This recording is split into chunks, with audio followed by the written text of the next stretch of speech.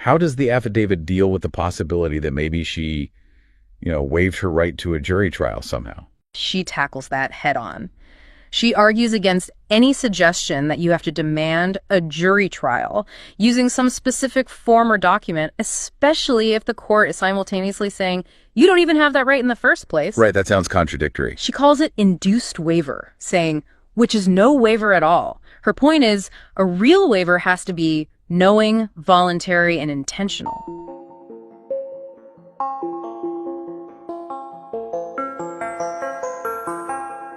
Courts can't just assume someone waived a right if they didn't clearly say so. You can't trick someone into giving up a right, essentially. That's the essence of her argument, yes. Yeah. It has to be a conscious choice. And then there's this phrase, judicial economy.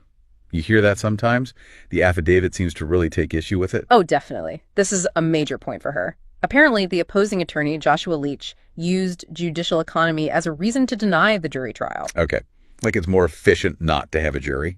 That seems to be the implication she's fighting. She contends the term does not appear anywhere in the Constitution.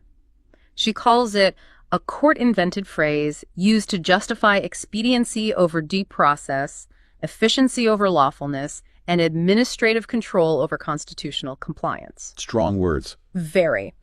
She goes so far as to call it evidence of judicial corruption and argues any ruling based on that idea is void for want of jurisdiction. Meaning legally invalid from the start. Yes, as if the court didn't have the proper power to make that ruling in the first place because it was based on an illegitimate reason, in her view. Now, courts do talk about judicial economy, don't they? Oh, right. I mean, in general sense, managing caseloads and being efficient. They absolutely do. It's a real consideration for courts dealing with, lots of cases. They need to keep things moving.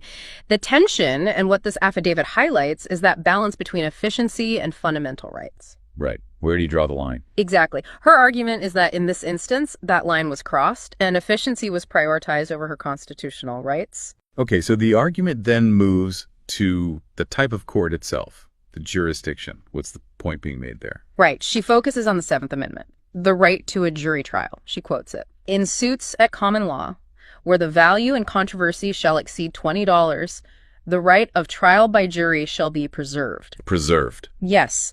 And she defines preservation, based on older case law, as keeping safe from harm, avoiding injury, destruction, or decay. So an active protection of the right. And she questions what kind of court this actually is. She does. She asks why the Blount County Circuit Court, which she says has called itself a court of record and a court of equity, seems to be acting like a court of chancery just for her case. What's the difference, and why does it matter for the jury trial right? Well, historically, courts of law handled common law cases where juries were standard. Courts of equity or chancery handled different kinds of disputes, often without juries, focused on fairness rather than strict legal rules. Her point is that the U.S. Constitution, Article 3, covers all cases in law and equity, and it doesn't carve out an exception for divorce or domestic relations. But the opposing counsel cited an old case. Apparently, yes. Joshua Leach reportedly cited an 1837 Tennessee case, Richmond v. Richmond, arguing the jury right didn't apply to divorce back then. And her response is pretty direct.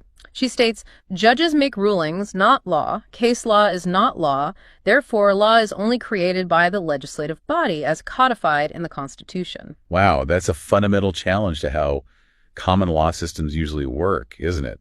Saying case law isn't law. It's a very strong, almost purist view of legislative supremacy. Usually, case law is seen as interpreting and applying the law enacted by the legislature and the Constitution. She's arguing here that jurisdiction should follow the substance of the dispute, which involves money and rights, like common law, not just the form or label of divorce. Okay, so beyond the jury trial, she levels accusations about abuse of power, particularly around money. Let's go back to that taxed issue. Right. She claims Leach's move to have costs and fees taxed to her is actually illegal taxation without representation by the court for asserting rights.